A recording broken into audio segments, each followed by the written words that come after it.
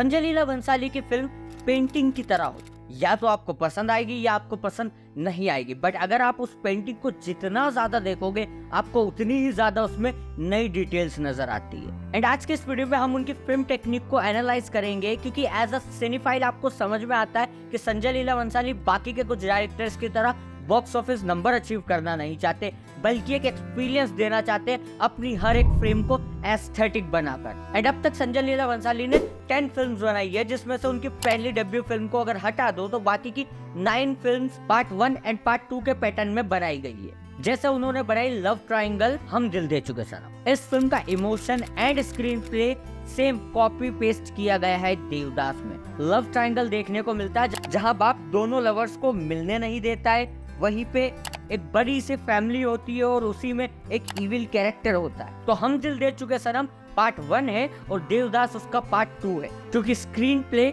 Same use किया गया। 2005 में आई ब्लैक, जो डिसेबल कैरेक्टर के स्ट्रगल को दिखाती है, और ये है पार्ट 1। इसका पार्ट 2 2010 में आया था गुजारिश, वहां पे भी एक डिसेबल कैरेक्टर होता है। और जिस तरीके से ऋतिक का कैरेक्टर इच्छा मृत्यु के लिए कोर्ट केस करता है, सेम वैसे ही ब्लैक में रानी का कैरेक्टर खुद की ग्रेजुएशन कंप्लीट करने के लिए स्ट्रगल करती है। 2015 में Bajirao Mastani history based film है और इसका पार्ट 2 है पद्मावत, हिस्ट्री बेस्ड फिल्म। और रिसेंट टाइम में आई हुई फिल्म गंगूबाई काठियावाड़ी पार्ट 1 है और इसका पार्ट 2 है Netflix series Heera Mandi, same brothel story. अब संजय लीला भंसाली कोइंसिडेंटली ये करते हैं या जानबूझकर करते हैं वो तो नहीं पता, बट उनकी फिल्म मेकिंग का यही पैटर्न चलता है। अब आए अगर टेक्निक्स पर, तो टेक्निक्स को समझने के लिए पहले आपको थोड़ी सी संजय लीला भंसाली की फैमिली बैकग्राउंड, उनकी फर्स्ट फिल्म के बारे में बात कर लेते हैं। संजय भंसाली के नाम के मिडिल में जो लीला लगता है वो उनकी माँ का नाम है, जो उन्होंने अपने नाम के साथ में जोड़कर अपनी माँ को ट्रिब्यूट दिया है, क्योंकि पिताजी को दारू की आदत थी, इसीलिए पिताजी कोई भी जिम्मेदारी उठाते नहीं थे। जितनी भी जिम्मेदारी थी वो पूरी की पूरी उनकी माँ के कंधों पर थी। वो घर का भी काम करती थी, वो पैसा कमाने के लिए बाहर का भी काम करती थी। और संजय लीला भंसाली आज जहाँ खड़े हैं उसके पीछे सिर्फ और सिर्फ उनकी माँ का हाथ है, इसीलिए उन्होंने अपनी माँ का नाम अपने नाम के साथ में जोड़ा है। और यही वो वजह है कि संजय लीला भंसाली की सारी ही फिल्मों में आपको फीमेल कैरेक्टर स्ट्रॉन्ग नजर आता है। अब जो उन्होंने अपनी पहली फिल्म बनाई थी खामोशी द म्यूजिकल, वो अपनी ही जिंदगी की कहानी को उन्होंने पर्दे पर दिखाया है। सारा बोझ और सारी जिम्मेदारियां आपने अकेले उठाई, कैसे किया? ये शाम को जाके साड़ीज लेके आते थे हम लोग दुकान से, और रात तक बैठ के फॉल लगाते थे। और जब स्कूल में लेने को जाती थी मैं उनको, छोटे थे जब, तो आते आते वो सोप के लिए जाती थी मैं। अगर किसी को पैकेट मांगता तो एक पैकेट के पीछे मुझे 4 आना मिलता। Absolutely, I still remember moments of magic that would be where we would switch on the radio and mom would dance for us in that small house. Impromptu. Absolutely, and she would sing always while cooking, and then we would all join with her. We would all join and we'd all sing and dance. Bhansali 2 तरह की फिल्में बनाते हैं, एक love story और एक without love story. अगर वो विदाउट लव स्टोरी बना रहे हैं तो उसमें कुछ चीजें आपको देखने को नहीं मिलेगी, जैसे मून, पायल, पेड़, दिया या झूमर, क्योंकि लव स्टोरी में उनके दोनों ही प्रेमी मून के नीचे बैठकर बातें करते हैं। फुल मून नाइट छे करेक्ट मुहूर्त, आज तो हनीमून कर ही लेते हैं। सेम वैसे ही बातें वो झूमर को मिडिल में रखकर करते हैं, बट झूमर के अंदर की लाइट एक सिग्निफिकेंट रोल उस फिल्म में प्ले करती है। जिस तरीके से झूमर के अंदर जो कैंडल जलाई जाती है, कैंडल की शुरुआत में वो आग पकड़ती है और धीरे धीरे करके कैंडल पूरी खत्म हो जाती है। सेम वैसे ही संजय लीला भंसाली की फिल्म के अंदर कैंडल प्यार है, जो शुरुआत में आग पकड़ती है, बट लोगों की वजह से वो कैंडल धीरे धीरे करके बुझ जाती है। जिस तरीके से हम दिल दे चुके सनम में नंदिनी अपने प्रेमी से मिलती है, उसके बीच में वो कैंडल जला रही होती है, और जब उसका प्रेमी उसे छोड़कर जा रहा होता है तब वो उसी झूमर से टकराकर उसे तोड़ देती है। सेम वैसे ही देवदास में जब वो देव से मिलने के लिए दौड़ती है तब वो एक लैंप को तोड़ देती है, और मॉडर्न टाइम में इस झूमर की जगह दिए ने ले ली थी। जैसे रामलीला में ये दिया जो उनकी प्यार की शुरुआत की आग थी। सम वैसे ही बाजीराव मस्तानी के अंदर जब काशीबाई को पता चलता है मस्तानी के बारे में, तब वो बाजीराव से कहती है कि आज के बाद इस कमरे में आप मत आइएगा, और उस समय वो दियो को बुझा रही होती है। यहाँ पे संजय लीला भंसाली इंडिकेट करते हैं कि जिस तरीके से दिए की रोशनी बुझ चुकी है, उसी तरीके से काशीबाई का प्रेम बाजीराव के लिए भी बुझ चुका है।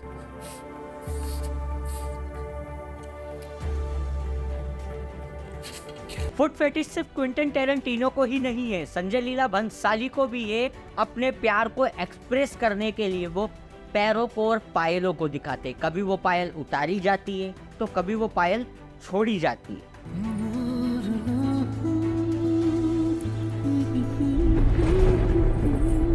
बंसाली की फिल्मों में कलर्स को फिगर आउट करना बहुत आसान है, जैसे red stand for murder. Ramlila में जब दोनों की अर्थी निकल रही होती है तब उनके ऊपर कपड़ा जो डाला जाता है वो लाल कलर का होता है और उसके बैकग्राउंड में म्यूजिक बज रहा होता है लाल इश्क। सेम वैसे ही जब रजारियों को मारने का समय आता है तब लाल कलर का गुलाल उड़ाया जाता है और सेम यही गुलाल आपको बाजीराव मस्तानी में इस सीन में देखने को मिलता है जब मस्तानी पर अटैक होता है। यही लाल रंग आपको पद्मावत में सारी रानियों ने पहन रखा था जौहर करने से पहले। वही लाल खून खिलजी भी अपने चेहरे पर लगाता है लड़ाई करने से पहले। एंड खिलजी ने यहाँ पे कपड़े पहने हैं ब्लैक। ब्लैक दो चीजों को रिप्रेजेंट करता है, अंधेरा और इविलनेस। जिस रात पारो देवदास से मिलने के लिए जाती है उस रात पारो ने भी ब्लैक कलर पहना है, पारो की माँ ने भी ब्लैक कलर पहना है। यहाँ पे इंडिकेट होता है कि इनकी लाइफ में अंधकार चल रहा है। बट जैसे ही पारो की शादी होती है और देवदास पागल होना शुरू होता है तब ब्लैक कलर पहना होता है देवदास की माँ ने,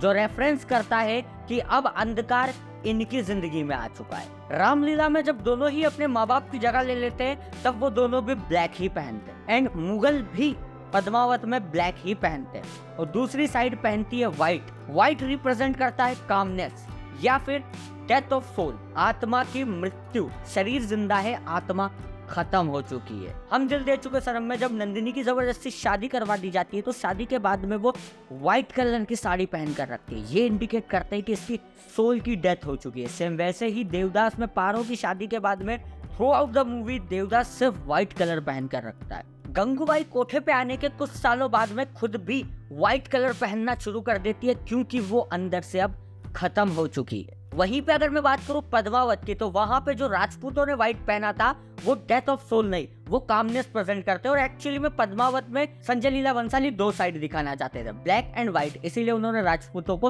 व्हाइट पहनाया था। बट वहीं पर व्हाइट कलर रामलीला में कुछ और इंडिकेट करता है, जहां पे सारे ही रजारियों ने इस कमरे के अंदर व्हाइट पहना है सिवाय राम के। राम ने यहाँ पे ग्रीन पहन रखा है। यहाँ पे वो रिप्रेजेंट कर रहे होते हैं कि जिन्होंने भी व्हाइट कलर पहना है ये सब सोच रखते हैं वॉर की, वहीं पे राम सोच रखता है प्यार की। इसीलिए कपड़ों के जरिए बताया जाता है कि इस कमरे में राम की सोच बाकियों से अलग है। बट धीरे धीरे हमें फिल्म में ही पता चलता है कि राम भी इस सफेद रंग में रंग चुका है और वो खुद भी इन्हीं की तरह जंग की शुरुआत कर देता है। और अगर आपने कलर ग्रेडिंग देखी होगी तो गंगूबाई फिल्म आपको डार्क नजर आती है। ये इंडिकेट करती है कि गंगू का जो जिंदगी है वो भी इसी डार्क कलर की तरह है। पद्मावत में खिलजी के आने के बाद में वो फिल्म भी आपको डार्क नजर आती है। बाजीराव मस्तानी में बाजीराव जब मस्तानी को एक्सेप्ट कर लेते हैं तब वो फिल्म भी डार्क हो जाती है। एंड इसके पीछे का रीजन है कलरिस्ट, जो फिल्म में कलर ग्रेडिंग का काम करते हैं। संजय लीला भंसाली की प्रीवियस 3 फिल्मों को आशीर्वाद हड़कर ने कलर ग्रेडिंग की है, that's why it look like this. But Ramlila में जब होली खेली जाती है तब वहां पे सिर्फ 2 ही कलर होते हैं, ब्लू और पिंक। ब्लू रिप्रेजेंट कर रहा होता है राम के कैरेक्टर को और पिंक रिप्रेजेंट कर रहा होता है लीला को। सिंपल। सांवरिया में ख्वाबों का ये शहर दुनिया के किसी नक्शे में नहीं मिलेगा आपको, क्योंकि ये सिर्फ मेरे ख्यालों में है। और फिल्म लाइन में ड्रीम सीक्वेंस में सिर्फ और सिर्फ ब्लू कलर ही यूज किया जाता है, इसीलिए पूरी की पूरी सांवरिया फिल्म आपको ब्लू नजर आती है। अगर बात करूं ब्लैक फिल्म के तो उसमें ओपनिंग में ही बता दिया जाता है विंडो की लाइट के जरिए कि ये फिल्म ब्लैक एंड व्हाइट होने वाली है। आप सबको पता है कि Sanjay Leela Bhansali god's eye view angle से कितने ज्यादा ऑब्सेस है, और ऑब्सेस क्यों ना हो, जमीन पर तुमने क्या रखा है वो टॉप एंगल से ही तो पता चलता है। तुम्हारी हीरोइन का लहंगा कितना ज्यादा घूम रहा है वो भी आपको टॉप एंगल से ही तो पता चलता है।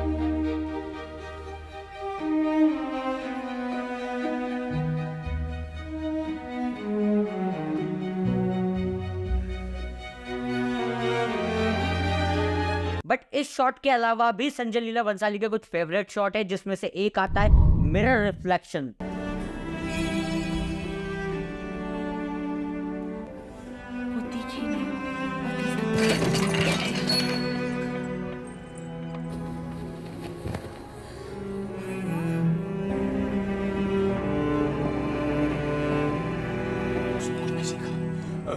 शब्द जम गई है।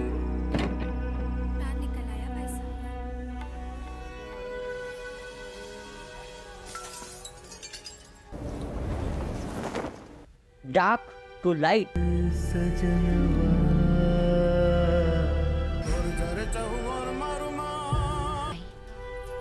वो हमारा प्यार भी है और गुरूर भी।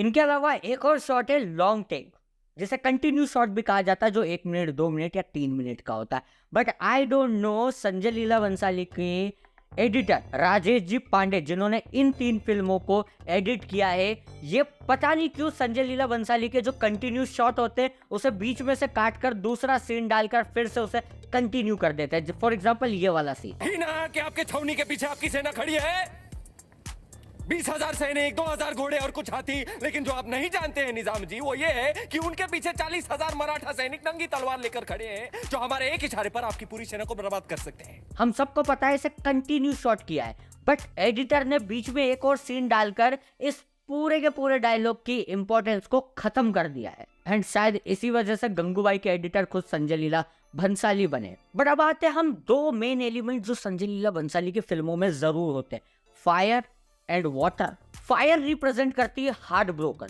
जब देवदास में पारो की शादी होती है तो देवदास सबसे पहला काम करता है अपने कमरे को जलाने का, ब्रोकन। जब काशीबाई मस्तानी और बाजीराव को एक साथ देखती है तब वो उस पर्दे को जला देती है।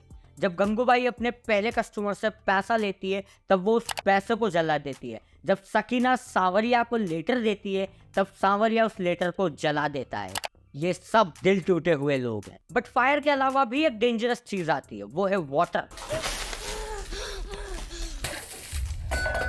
और संजय लीला भंसाली की फिल्मों के अंदर वाटर किसी एक चीज को रिप्रेजेंट नहीं करता, वो सारे ही इमोशंस को रिप्रेजेंट करता है। जैसे बाजीराव मस्तानी में जब बच्चे की खबर मिलती है तब वो फाउंटेन के बीच में खड़े हुए होते हैं, यानी हैप्पीनेस। जब खिलजी को पद्मावत के बारे में पता चलता है तब भी फाउंटेन होता है, यानी कि हैप्पीनेस। जब गुजारिश में ईथन का कैरेक्टर चलना शुरू करता है तब वो जाता है समुद्र की तरफ, हैप्पीनेस। ब्लैक में जो मिशेल अपना सबसे पहला वर्ड बोलती है वो होता है वाटर। जब राम लीला को खो देता है तब वो होता है वाटर के अंदर, यानी कि लॉस। जब लीला राम को होती है तब भी बारिश होती है, यानी कि लॉस। जब गुजारिश में ईथन का एक्सीडेंट होता है तो वो गिरता है वाटर में और वो अपनी बॉडी को खो देता है।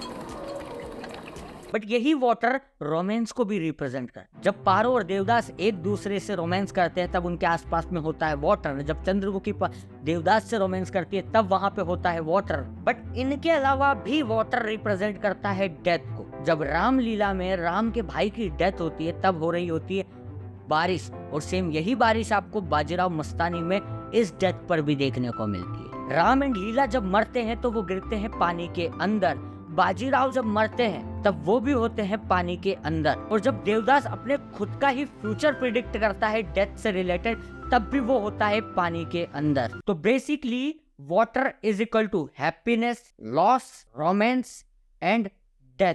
अब देखिए कुछ चीजें सिर्फ और सिर्फ संजय लीला भंसाली की फिल्मों के अंदर ही देखने को मिलती है, जैसे romance, music, dance performance, wall and pathetic character.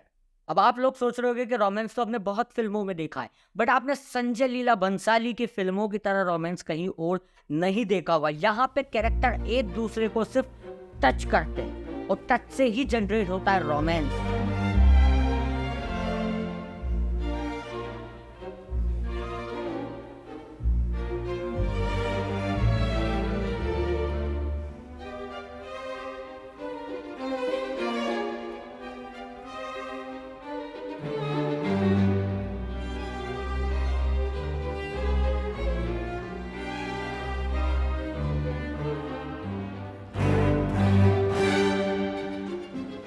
और ये सारे रोमांटिक सीक्वेंस बिना कुछ बताए भी बहुत कुछ बता देते हैं, और इसीलिए ये बहुत ही यूनिक चीज है संजय लीला भंसाली के डायरेक्शन में। एंड उसके बाद आता है म्यूजिक। तो भंसाली जी म्यूजिक कंपोजर भी है, और अगर वो डायरेक्टर नहीं होते तो वो एक बहुत ही कमाल के म्यूजिक कंपोजर भी होते, इसीलिए उनकी फिल्मों में म्यूजिक बहुत ही स्पेशल होता है। अब उनकी फिल्मों में म्यूजिक को हम 2 पार्ट में डिवाइड कर सकते हैं। पहला पार्ट आता है निम्बुड़ा निम्बुड़ा, ढोला थारी ढोल बाजे, ढोल अरे ढोला, ततर ततर, मल्हारी या फिर खली बली, इस टाइप के जो म्यूजिक होते हैं संजय लीला बंसाली की फिल्मों में, वो सिर्फ पार्टी के लिए होते हैं कि शादी में बजाओ, पार्टी में बजाओ, चिल मारो, इनका कोई मीनिंग नहीं होता है। बट दूसरी तरफ आता है ऐसा म्यूजिक जो बिना फिल्म को देखे आप उसकी फीलिंग को नहीं समझ सकते, क्योंकि फिल्म का म्यूजिक उस समय के सिचुएशन, उस कैरेक्टर के सिचुएशन को गानों के जरिए हमारे सामने रखा जाता है। फॉर एग्जाम्पल, हम दिल दे चुके सनम का ये वाला म्यूजिक, आंखों की गुस्ताखियां, यहाँ पे दोनों ही लवर एक दूसरे को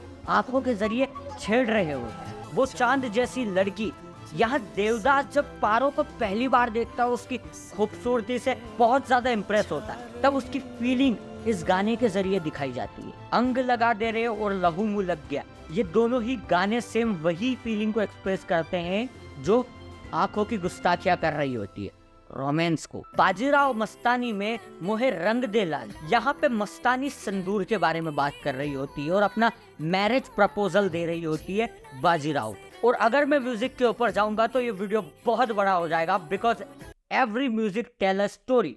अब ये टास्क आपका है कि आप सारे म्यूजिक को सुनो और उसे समझो। मैं चलता हूँ डांस परफॉर्मेंस की तरह। तो देखिए, संजय लीला बंसाली की फिल्मों के अंदर वो नाचते हैं और वो कुछ इसी ग्रैंड स्केल पर नाचते हैं। अब ये इस ग्रैंड स्केल पर क्यों नाच रहे, इसको समझने के लिए आपको के आसिफ की मुगले आजम को समझना होगा। उस फिल्म को उन्होंने 10 साल तक बनाया था। वो उस समय बहुत महंगी फिल्म थी, जहाँ पे बड़े बड़े सेट थे, बड़े बड़े कॉस्ट्यूम थे और डांस परफॉर्मेंस थी। अब वहाँ पे डांस परफॉर्मेंस क्यों था, क्योंकि के आसिफ साहब उस सेट को, उसकी खूबसूरती को डांस के जरिए आपको दिखाना चाहते थे। सेम इंस्पिरेशन संजय लीला बंसाली ने भी वहीं से ली है, क्योंकि उनके भी बड़े बड़े सेट होते हैं और वो खूबसूरती को डांस के जरिए दिखाते हैं। फोर्थ पॉइंट आता है वॉल। कभी भी संजय लीला बंसाली की फिल्म्स के अंदर उनकी दीवारें खाली नहीं होती है, या तो उस पर पेंटिंग होती है, या उस पर क्लॉक होती है, या फिर उस पर फोटो होती है, या फिर उस पर पेंट होता है, बट उनकी वॉल भरी हुई होती है। इसके पीछे का रीजन उन्होंने एक इंटरव्यू के दौरान बताया था कि बचपन में जिस चौल में रहते थे वहां की दीवार की पपड़ियां निकल रही होती है। तो संजय लीला बंसाली अपनी इमेजिनेशन में उस वॉल के ऊपर एक पेंटिंग बना देते हैं और वही इमेजिनेशन वो अपनी फिल्मों में फुलफिल कर रहे हैं। और जो बैकग्राउंड में वॉल होती है वो सिर्फ ऐसे ही नहीं होती है, वो कैरेक्टर्स को मैच कराने के लिए वॉल बनाई जाती है, जिस पे अपन थोड़ी ही देर में आते हैं। अभी चलते हैं 5वें पॉइंट, पैथेटिक कैरेक्टर के ऊपर। संजय लीला बंसाली की हर फिल्म में एक पैथेटिक कैरेक्टर होता है। अगर हिंदी में से कहूँ तो लाचार कैरेक्टर। जैसे इन दोनों फिल्मों में ये दोनों ही कैरेक्टर इतने लाचार होते हैं कि ये अपने प्रेमी से शादी भी नहीं कर सकते। ब्लैक एंड गुजारिश में ये इतने लाचार होते हैं कि ये अपनी नॉर्मल जिंदगी जी ही नहीं सकते। रामलीला एंड बाजीराव मस्तानी में ये दोनों इतने ज्यादा लाचार होते हैं कि अपनी प्रेम कहानी को कंप्लीट ही नहीं कर पाते। और पद्मावत में लाचार कैरेक्टर नहीं देखने को मिलता है। पैथेटिक यहाँ पे रिप्रेजेंट करता है बुरा कैरेक्टर जो खिलजी का होता है, और गंगूबाई में पैथेटिक रिप्रेजेंट कर रहा होता है गंगूबाई को, कि किस तरह की जिंदगी वो जी रही है एक ब्रोथल में। अब अगर कैरेक्टर की बात निकली ही है तो कॉस्ट्यूम्स पर बात कर लेनी चाहिए। तो उनके इसमें फीमेल कैरेक्टर बहुत खूबसूरत नजर आते हैं। उसके पीछे का रीजन होता है कि उनकी साड़ी से लेकर उनकी ज्वेलरी दोनों का कलर मैच खा रहा होता है। और सबसे खास बात आती है उनका बैकग्राउंड, वो इतना ज्यादा इंटरेस्टिंग होता है जिस वजह से उस कैरेक्टर की खूबसूरती और ज्यादा बाहर निकल कर आती है। अगर यही चीज मैं पद्मावत में बात करूं तो शाहिद कपूर और दीपिका पादुकोण का costume same to same colour में कॉपी पेस्ट किया गया है। इसके पीछे का रीजन है कि वो शाहिद कपूर को दीपिका से बड़ा नहीं दिखाना चाहते थे, इसीलिए दोनों को एक ही लेवल पर दिखाया और दोनों का कॉस्ट्यूम उन्होंने सेम रखा है। एंड बाजीराव मस्तानी में दीपिका के खुले हुए बाल और प्रियंका चोपड़ा के बंधे हुए बाल रिप्रेजेंट कर रहे होते हैं दोनों के कैरेक्टर को। जिस तरीके से दीपिका कैरेक्टर यानी कि मस्तानी का कैरेक्टर अपने प्रेम के लिए अपना घर बार छोड़कर यहाँ आ जाती है, एक बोल्ड स्टेप लेती है, वही बता रहे होते हैं इसके खुले बाल की ये कितनी ज्यादा बोल्ड है। वहीं पे जो प्रियंका चोपड़ा होती है यानी कि काशीबाई, उसके बंधे हुए बाल उस ट्रेडिशन को बता रहे होते हैं कि वो किस तरीके से मर्यादा में बंधी हुई है। सिर्फ यही दोनों चीजें आपको देवदास में चंद्रमुखी और पारो के कैरेक्टर में भी देखने को मिलेगी। और अगर बात करूं मैं हम दिल दे चुके सनम, तो वहां पे आपको नंदिनी का कैरेक्टर शुरुआत में बहुत चुलबुला देखने को मिलेगा, सेम उसकी चोटी की तरह जो हर तरफ घूमती रहती है। बट जैसे ही उसकी शादी होती है उसकी चोटी कहीं ना कहीं बंध जाती है और उसका जो कैरेक्टर होता है उसमें एक बहुत ही बड़ा चेंज नजर आता है उसके बालों के जरिए। तो इतनी गर्मी में इतने ही पॉइंट्स अभी के लिए बहुत है, और भी कई सारे पॉइंट्स मेरे पास लिखे हुए हैं जो मैं डिड यू नो करके शॉर्ट वीडियो में आपको बताता जाऊंगा। बाकी आपकी क्या थोड़ी है मुझे कमेंट बॉक्स में जरूर बताना, और हीरा मंडी सीरीज के अंदर इन सारे ही एलिमेंट्स को आप ढूंढने की कोशिश करना अगर आपको संजय लीला बंसाली पसंद है तो। बाकी अगर ये वीडियो आपको पसंद आया हो तो इसे लाइक जरूर करना, चैनल को सब्सक्राइब करना, ताकि ऐसे ही बेहतरीन वीडियोस आप और देख सको, और व्यूज के लिए अपने दोस्तों के साथ इस वीडियो को शेयर कर देना। मिलते हैं अगले किसी बेहतरीन वीडियो में।